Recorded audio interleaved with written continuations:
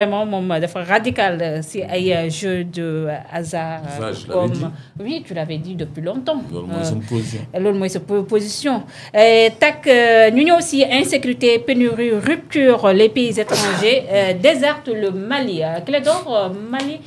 Franchement fu mu toll nii lu fa xew doy na waar pénurie de gaz pénurie de carburant mun nañ ne carrément le pays est à l'arrêt ñi nga xam ne moo nekk génim bi ñu ngi wëy di nangu li nga xam ne moo nekk une bonne partie du pays ñi nga xam ne moo nekk les États-Unis ak même sax yeneen dëkk ñoom ñu ngi ñaan ci seen ay doomu réew ñu quitter réew mi parce que dañoo jàpp ne fu mu toll nii ce pays est devenu très dangereux.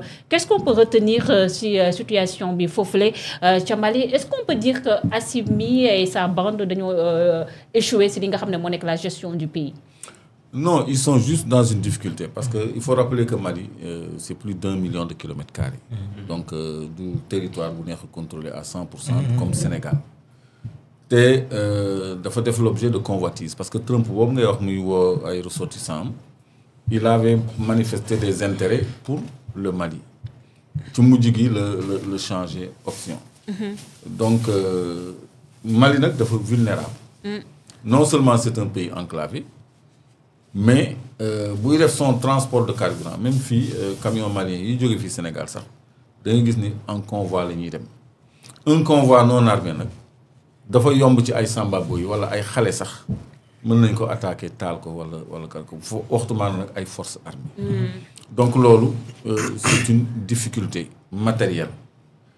Donc loolu nga xam ni un convoi qui s'élance sur des centaines de kilomètres mënoo jalonner des centaines de kilomètres léegi bu fekkee da nga ko war a utal couverture aérienne à chaque fois aussi day cher te couverture aérienne sax c'est dangereux.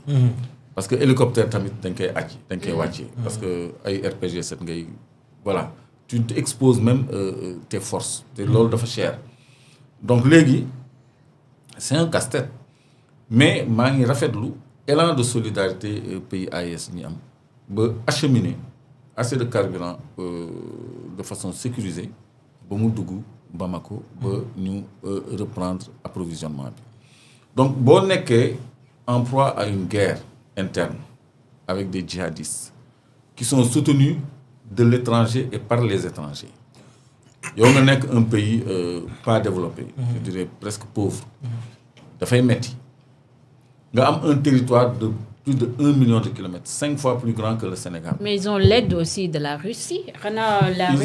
Ils ont l'aide de la Russie.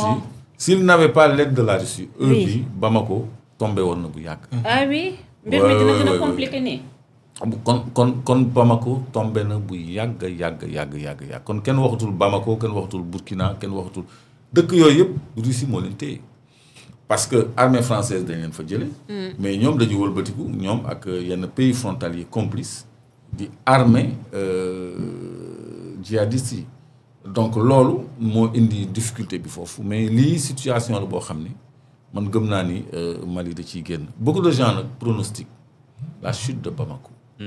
Mali ñu ngi ci difficulté ça c'est certain Mali dafa soxla la solidarité de tous les pays voisins au-delà des pays de l'AES. Mais ñoom ils se sont isolés ba ñu génnee. Ils ne se sont pas isolés. Ils ont fait quoi? Ils se sont ligués avec le Burkina et le Niger pour un cadre intégré kooku seen liberté la.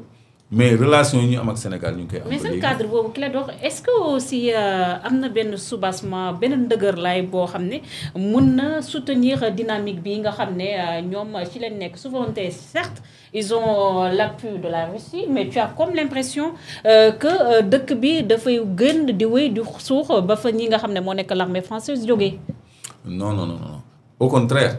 Parce que djihadistes yi ñu ngi essuyer ay revers yu sévère yoo xam ne c'est pas assez médiatisé souvent parce que Burkina ñaata yoon lañ ko song même le président a été jéem nañ ko renverser plusieurs fois ça n'a pas marché. Donc Mali aussi yu mel noonu dafay am ça n'a pas marché donc les forces du mal c'est-à-dire ñi occidentaux yi ngem ñu ngi def tout pour déstabiliser tey bu dul woon solidarité pays AES yi Mali tey du jot carburant parce que jot na carburant donc du am soutien am nañu seen solidarité boo xam ne ils maintiennent leur bloc là. te ñooñu ci réussite la ñu jëm. Donc ils méritent le soutien de tous les pays voisins, mais aussi de s'appuyer sur leurs partenaires que sont la Russie. Et je crois que Sergei Lavrov a fait une déclaration il y a quelques jours. Si les terroristes continuent d'attaquer les convois de carburant, ils vont venir les éliminer. Les Russes ont dit ça. Donc, information ou pas, le ministre russe des Affaires étrangères, Sergei Lavrov, a déclaré, parce que nous avons un avion citerne de carburant, un Ilyushin, de carburant d'urgence, 130 et quelques mille litres. C'était juste à titre symbolique. Ils ont lancé le message, pour attaquer continue, ils vont venir éliminer les terroristes. Américains, ils vont venir quand? Si les attaques continuent, on verra. Américains, ils savent que c'est ressources sans une Ils savent qu'il y aura des attaques terroristes. Ils savent que les terroristes sont répertoriés, mais ils les laissent faire. Ils peuvent anticiper qu'il y a des attaques à venir, ça veut dire qu'ils ont le renseignement. Donc, c'est des complices. Donc, l'or, moi, indi enjeu entre les superpuissances, il y a des pays africains, il y a des pays pauvres, mais c'est des pays très riches. Le Mali est un pays extrêmement riche, ma nièce. Le Mali est un pays extrêmement riche. Mais très déstabilisé, voilà. Parce que vous n'êtes pas vraiment à mon état aussi. Richesse Bobo, moi, fait l'objet de convoitise. Et puis, il a un voisin algérien, il joue pas franc jeu. Les terroristes du côté de vers le bassin de Taoudini là. Donc nous c'est intérêt mooy Mali ñu xaaj ko ñaar benn partie Touareg benn partie ñële parce que partie bële dafa am lu fa nekk loo xam ne dafa leen intéressé. mooy voilà Tenzewatel côté boobu la Algérien yi di suuxlu Français yi di suuxlu côté Kidal et cetera. Donc moi je crois que ñom dinañ am dimbal légui parce qu'on va pas laisser le Mali tomber et les Africains eux-mêmes dañu wara def preuve de solidarité avec le peuple. Comment la situation foofule ca Mali voilà information yi ak même sax la réalité sur le terrain les images sont là compliqué na bu baax ba ñenn ñi sax ku melni comme les États